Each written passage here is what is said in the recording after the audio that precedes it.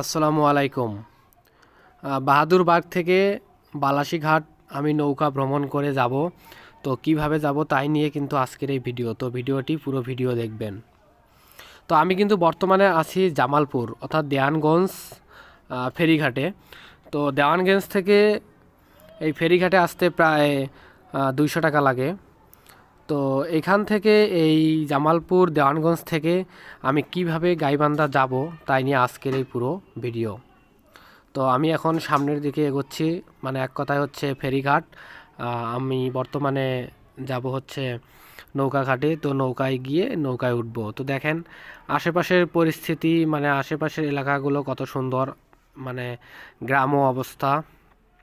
জামালপুর, এটা হচ্ছে দেওয়ানগঞ্জ ফেরিঘাট। তো এখান থেকে নৌকা ফেরি করে কিন্তু বালাসীঘাট যাওয়া হয়। মানে এক কথায় যারা সময় বাঁচাতে চায় তারা কিন্তু এই পথ দিয়ে আসে।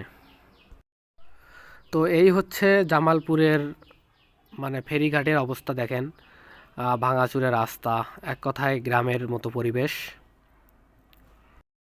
এখানে আসলে বেশ দোকানপাটের ব্যবস্থা রয়েছে, অনেক লোকের ভিড়। সব হচ্ছে এখান থেকেই মানুষ গ্রামে যায়।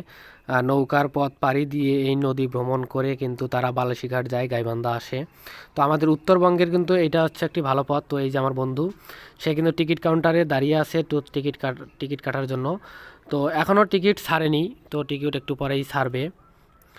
তো দেখেন কত সুন্দর পরিবেশ চারপাশে।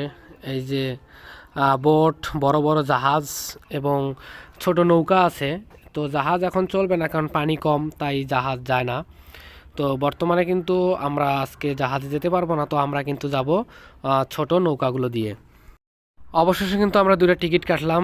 এই যে দুটা টিকিটের মূল্য নিচ্ছে 300 টাকা করে। তো এই হচ্ছে টিকিট। তো আর এই যে নৌকার মধ্যে দেখেন অনেক লোক বৈশা আছে এই রৌদ্রের ভিতরে। দেখেন কতগুলো লোক। এই সব কিন্তু নৌকার ভিতরে একটা ছোট্ট একটা নৌকা। তো এই নৌকা পাড়ি দিয়ে কিন্তু আমরা আসলে বালাসীঘাট যাব গাইবান্ধার উদ্দেশ্যে। সকলে যে দেখেন কত সুন্দর। তো আমরা কিন্তু নদীপথে অবশ্য পাড়ি দিয়েছি, নৌকা ছেড়েছে।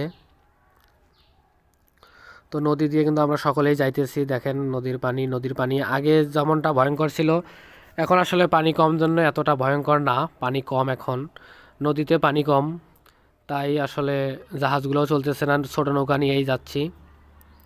যখন পানি বেশি থাকে তখন যেতে সময় লাগে 2 ঘন্টা, তবে এখন ছোট নৌকা দিয়ে যাওয়াতে সময় লাগে প্রায় 3 ঘন্টা।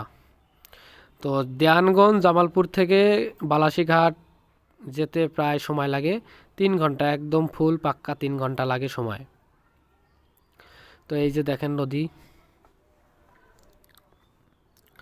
এই যে আমি, তো দেখেন কত সুন্দর নদী। আসলে আসলে এই নদীগুলো কিন্তু আসলে ভয়ঙ্কর নদী ছিল এক সময়। যখন পানি থাকে তখন কিন্তু বোঝা যায় আসলে নদীগুলোর অবস্থা। এখন পানি কম, তাই আসলে তেমনটা বোঝা যাচ্ছে না। তো এই যে দেখেন পানির মধ্যে এগুলো ছোটো ছোটো ড্রামের মতো দেখা যাচ্ছে, ট্রেজার বলে। তো এইগুলো দিয়ে নদী খনন করা হচ্ছে।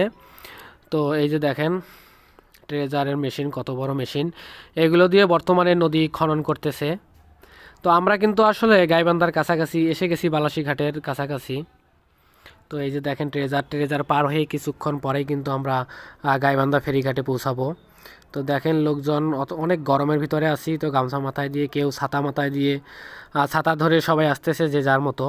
তো অবশেষে কিন্তু আমরা এসে গেলাম গাইবান্ধা ফেরিঘাটে। যে দেখেন এটা হচ্ছে গাইবান্ধা ফেরিঘাট।